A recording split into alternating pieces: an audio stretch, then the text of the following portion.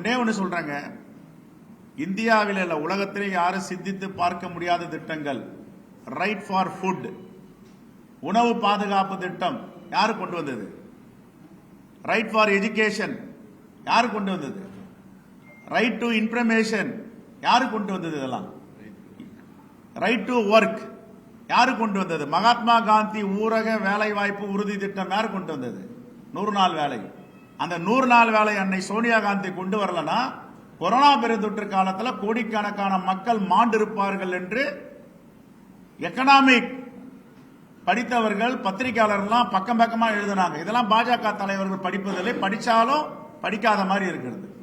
உலகமே வணங்குகின்ற போற்றுகின்ற டாக்டர் மன்மோகன் சிங் அவருடைய நிதி மேலாண்மையால் இந்த தேசத்தை தலைநிமிர வைத்த பிரதமர் அவர்.